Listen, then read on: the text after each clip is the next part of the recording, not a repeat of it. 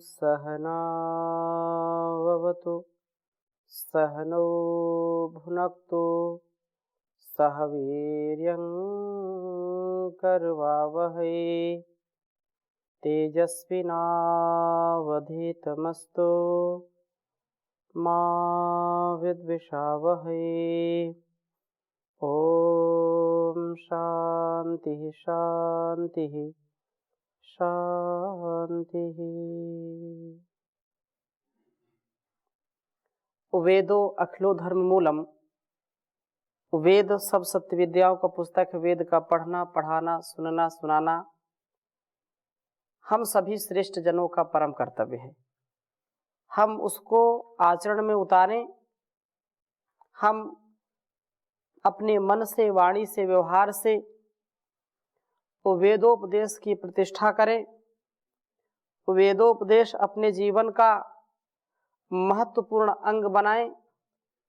वेदोपदेश के अनुसार वेदानुकूल बताए गए मार्ग को प्रशस्तता के साथ प्राप्त करें। तेजस्विता के साथ जीवन को जीने वाले बने और पापों से बचें। पापों का ह्रास हो और हमारे पुण्य का विकास हो, ऐसा जब हम सामर्थ्य अर्जित करेंगे तो निसंदेह है हमारे सब प्रकार के दुर्गुणों से, दुर्व्यसनों से, दुर्व्यवहारों से, दुर्विचारों से हम बच पाएंगे। क्योंकि मानव का जीवन अति उत्तम है, सभी जीवों में सर्वश्रेष्ठ है। सर्वोत्तम जीवन मनुष्य का मिला हुआ है और इस मनुष्य जीवन में यदि हम अपने गुण कर्म स्वभाव को अच्छा बना लेते हैं तो ये बहुत बड़ी सफलता हमारे जीवन की होती है। हम प्रभु की शरणागति को प्राप्त हों, जिससे प्रभु हमारी हर प्रकार से रक्षा करे, पापों से हमको बचाए और राक्षसी स्वभाव से हमको बचाए, हम दैवी संपत्ति से युक्त हो जाएं। तो ऐसा ही भाव आज के वेद मंत्र में हम समझेंगे। ऋग्वेद के चतुर्थ मंडल के तृतीय सूक्त के 14वें मंत्र का आज हम स्वाध्याय करेंगे, जिसमें प्रार्थना की गई है कि पापों व राक्षसी स्वभाव भावों का विनाश हम कर सकें, उसको विनष्ट कर सकें। ऐसा सामर्थ्य है परमपिता परमेश्वर हमको दीजिए, क्योंकि हम आपकी ही शरणागति, आपके ही स्तुति प्रार्थना उपासना में लग करके अपने जीवन का उत्कर्ष कर सकते हैं। वेद मंत्र आपके सम्मुख में लिखता हूं, फिर चर्चा करूंगा। ओम रक्षाणो अग्ने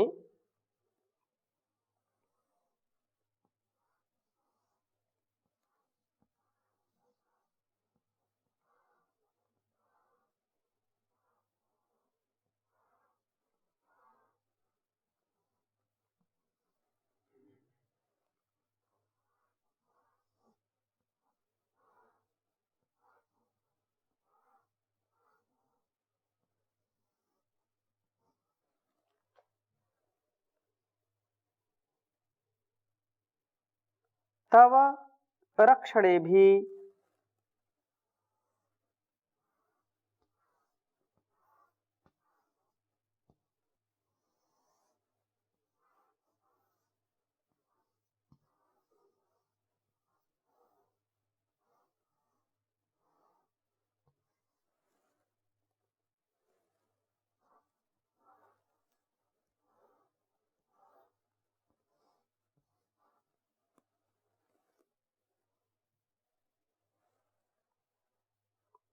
रक्षाणः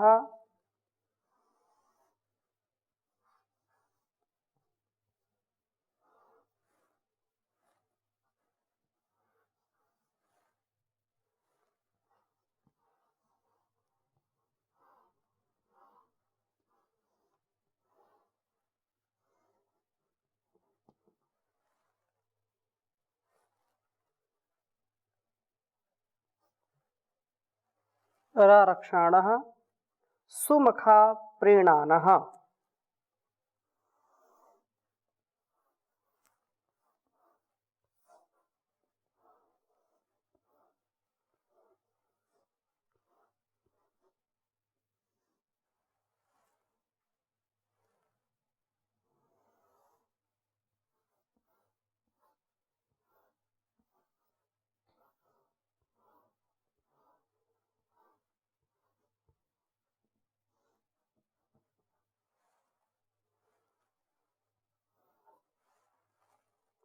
प्रतिस्फुर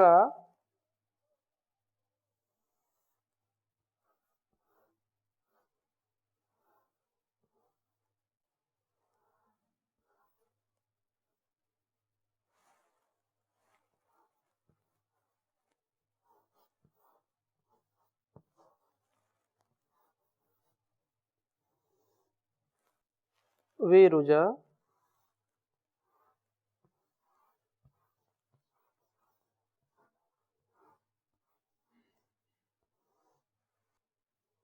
विद्वहु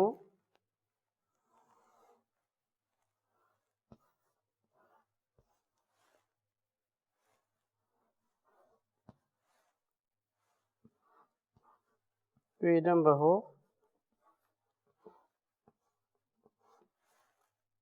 जहि रक्षो महि।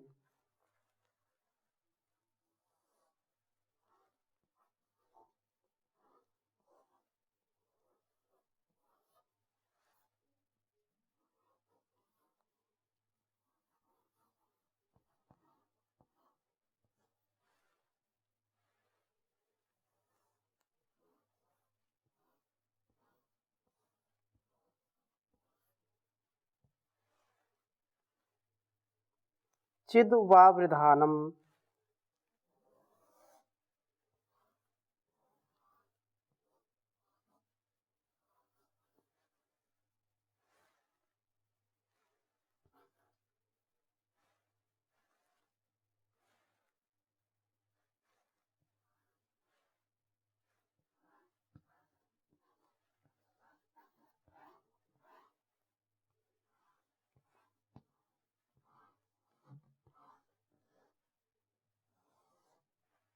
चिद्वावृधानम।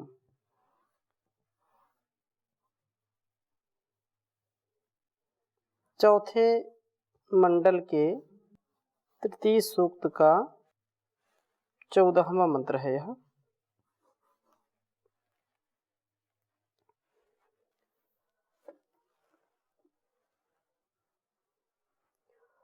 ओम रक्षाणो अग्ने तव रक्षणेभिरारक्षाणः सुमख पीणानः प्रतिस्फुराविरुजा विड्वङो जहि रक्षो महि चिद्वावृधानम्।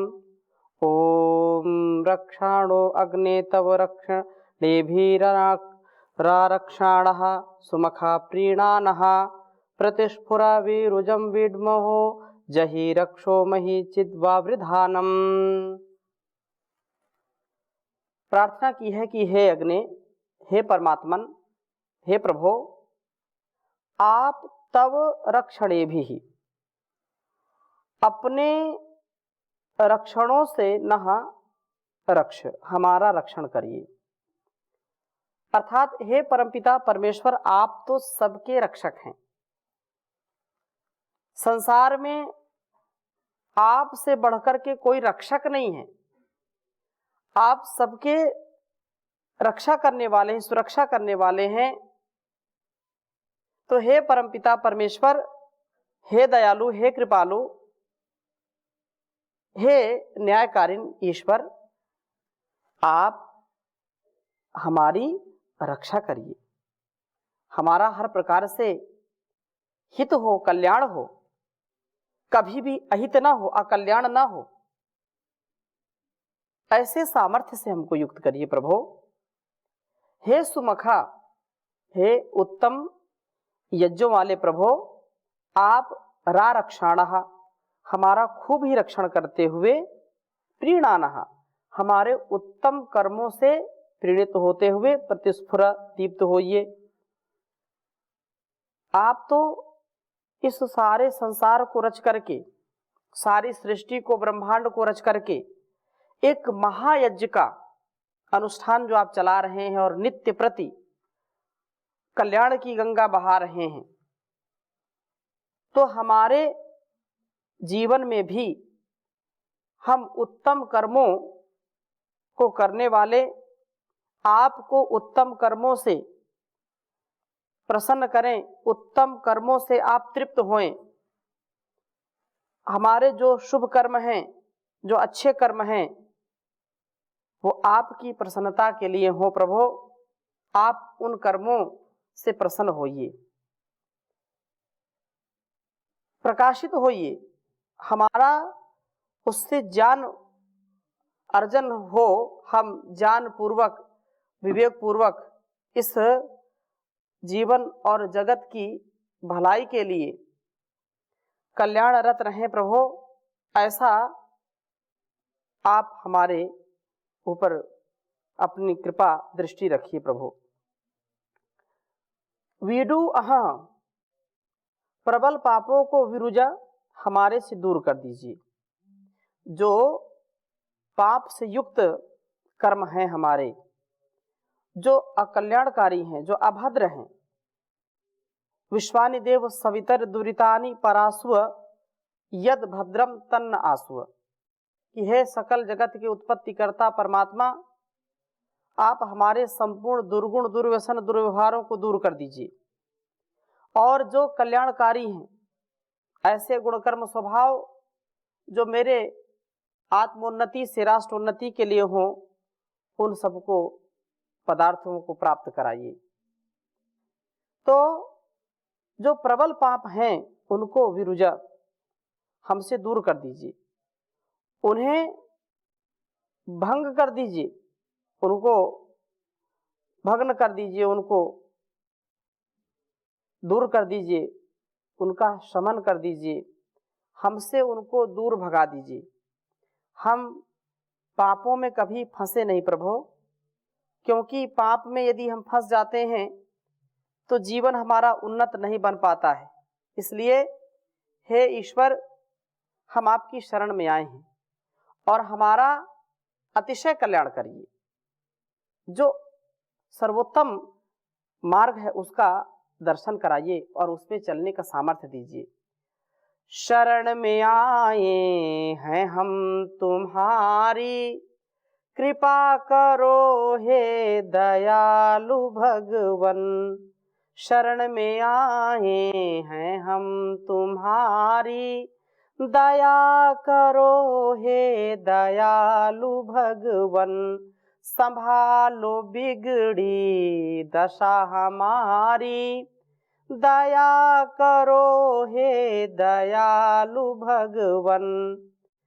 ना हम में बल है, ना हम में शक्ति, ना हम में साधन, ना हम में भक्ति। तुम्हारे दर के हैं हम भिखारी, दया करो हे दयालु भगवन। शरण में आए हैं हम तुम्हारी, दया करो हे दयालु भगवन। तुम्हारे दर के हैं हम भिखारी, दया करो हे दयालु भगवन। जो तुम हो स्वामी तो हम हैं सेवक, जो तुम हो पालक तो हम हैं बालक। जो तुम हो स्वामी तो हम हैं सेवक, जो तुम हो पालक तो हम हैं बालक। जो तुम हो ठाकुर तो हम पुजारी, दया करो हे दयालु भगवन।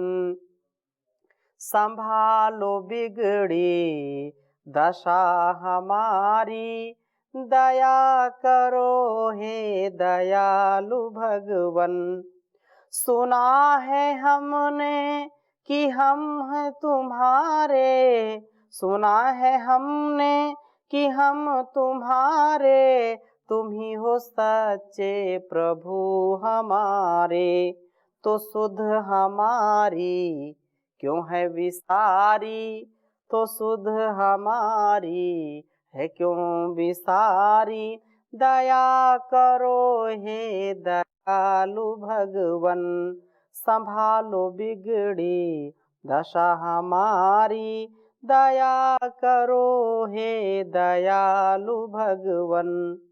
बुरे हैं हम जो, हम तो हैं तुम्हारे, भले हैं जो हम तो हैं तुम्हारे, बुरे हैं हम जो तो हैं तुम्हारे, भले हैं जो हम तो हैं तुम्हारे, तुम्हारे होकर के हैं दुखारी, तुम्हारे होकर के हम दुखारी, दया करो हे दयालु भगवन, संभालो बिगड़ी दशा हमारी, दया करो हे दयालु भगवन, प्रदान कर दो महान शक्ति, भरो हमारे में ज्ञान भक्ति, प्रदान कर दो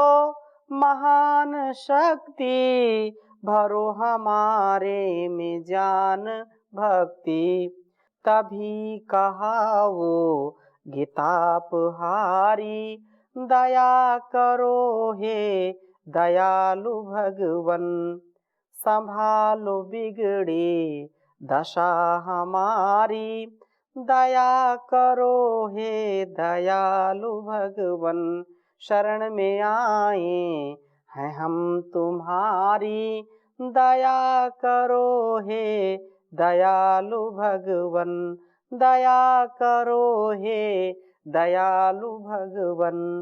तो परमात्मा जो अत्यंत दयालु है, अत्यंत कृपालु है, उसकी दया पा करके, उसकी कृपा पा करके हम कभी भी पथभ्रष्ट नहीं हो सकते, कभी हम अपने जीवन को पाप से युक्त नहीं कर सकते, अपितु पाप से मुक्त करने का कार्य करेंगे।